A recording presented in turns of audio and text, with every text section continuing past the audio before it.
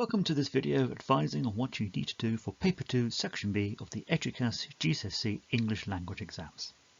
This paper is rather grandly called Transactional and Persuasive Writing, which basically means non-fiction writing. In the exam, you will be asked to complete two pieces of writing. Combined, they are worth 40 marks, which equates to 30% of your final overall grade. You will have 60 minutes to complete this section, so you should spend 30 minutes on each task.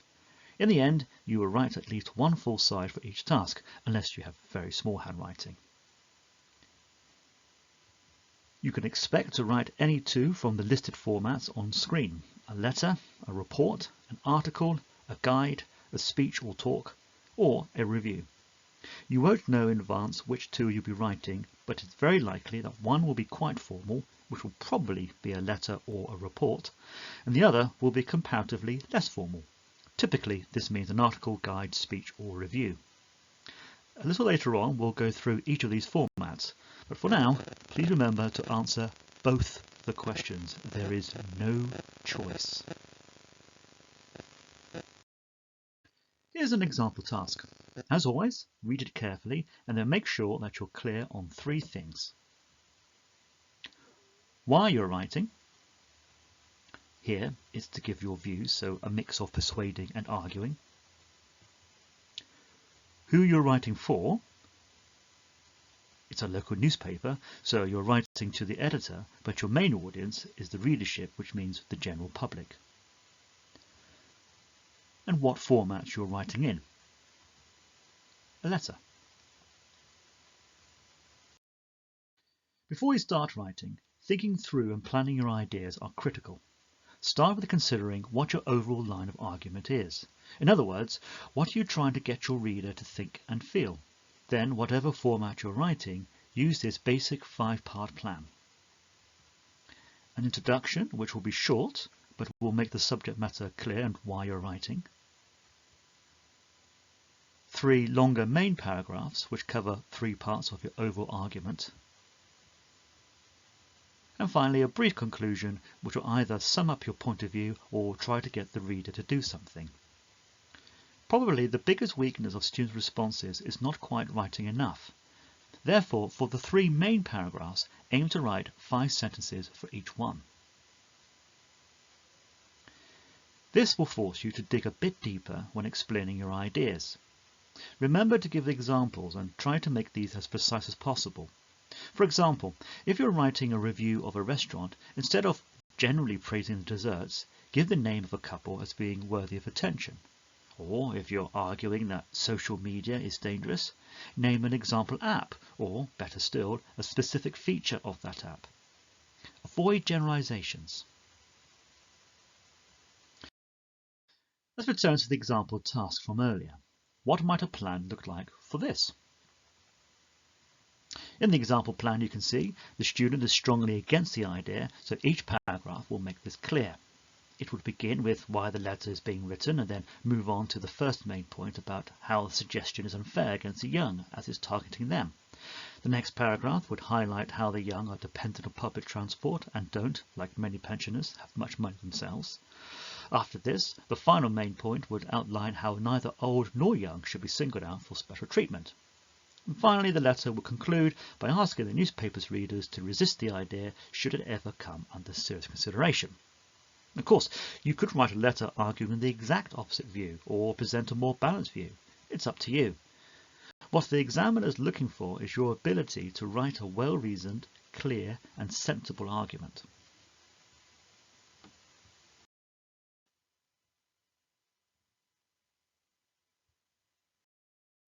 Far and away, the format most commonly used in the exam is the formal letter. On the screen, you can see the basic layout. Note how all you need to write in the top right are the words "my address" and "date" underneath.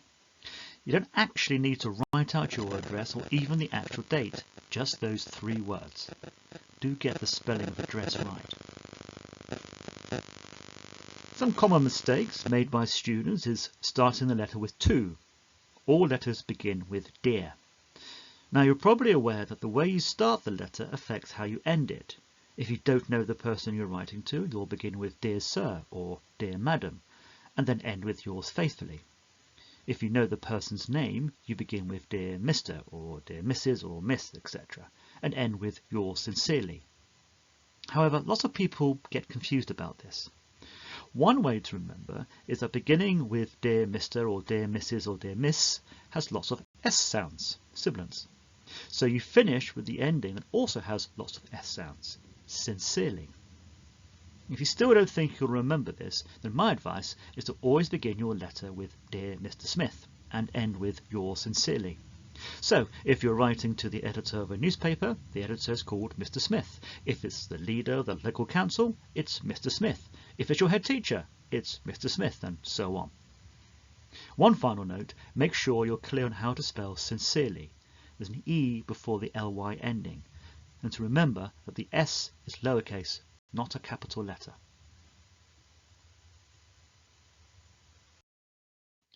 Up to now, reports haven't been used in the exam, but that doesn't mean that it won't happen this time. The knack with reports is to be super formal. It does look like an email, but do not write it as one. In fact, this is a common error, along with forgetting to keep a formal tone throughout. You can use subheadings, which helps with planning, and it's best to end with a bulleted pointed list of recommendations. It might be a good idea to learn how to spell recommendations and recommend. Articles have been used quite a lot in previous exams. In terms of layout, they're pretty simple. You just need to write a headline. Adding a box for an image is optional and not really necessary. If you do this, however, do not draw anything.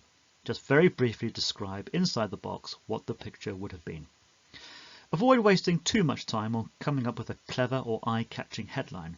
It can be boring, and you'll still potentially get 4 marks. Most students get the article right, but listed on screen are a few common mistakes.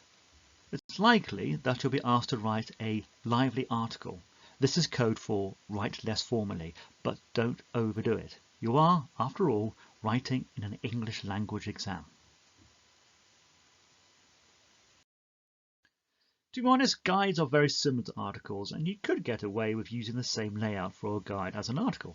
Nevertheless, adding a subheadline and subheadings will demonstrate that you really understand the format. Essentially, remember to write in sustained paragraphs, that is to say, 5 sentences. And, like the article, watch out that you don't become too informal in your style and word choices.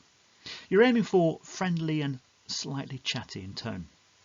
As has been shown on the screen, click the link under this video to read an example for this and of each of the other formats you need to know for the exam. Speeches or talks are a popular option.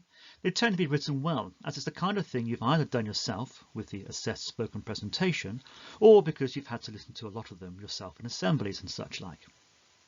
Begin with some form of polite greeting and end with a thank you. The common mistakes you see are rare, but just in case you weren't sure, don't use speech marks or add in ums and ers. Finally, the review, which is basically a special kind of article. It too has a headline, and you can add a box for an image, although it's not essential, but you will need to add a rating at the end. Something like a score out of 10 or 5 stars will suffice. The biggest trap that students fall into with review is that they forget to review. A review is an evaluation, a judgment of something. Your review will need to say if the thing being reviewed is any good or not. That's its main purpose. Therefore, don't spend too long retelling the plot of the film, for example, or describing the features of the phone you're reviewing. Too often, reviews are written in a very generalized way, so more than ever, being specific is vital. So, if you're reviewing a TV show, name the actor. Make it up if you have to. Give a specific example of their brilliance or failure as an actor. By the way, you can be as one-sided as you like in your review.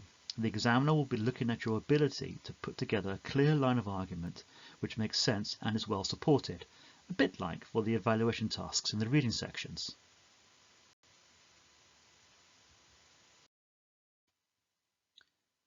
Here's a reminder from earlier of how to plan.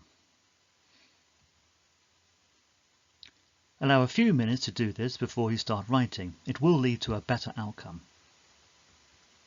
When you have finished, then checking is a must. It is a writing exam, so SPAG matters. Look hard and minimise the mistakes. Again, just a few minutes can make all the difference. It's easily the most neglected part of this section of the exam.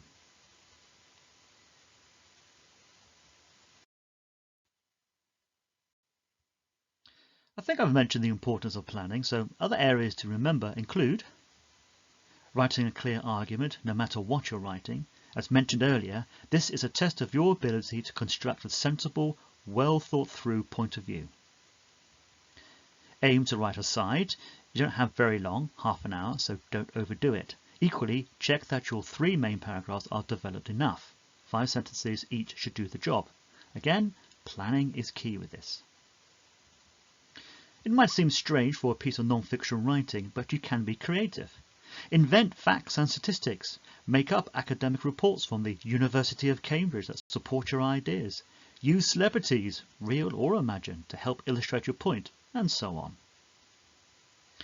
Another thing the examiner will be looking for is how well you can adapt your style of writing, which includes making sure that it's formal enough.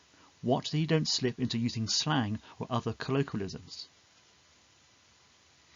As you know, this is quite an intense part of the exam, so be ready to think hard about what you're writing. This especially applies to when you're developing the details. It will result in better marks. And finally, never forget to check your work carefully for the basics and to double check that it makes sense. Every correction made is potentially a mark saved. Thank you for listening, and take care.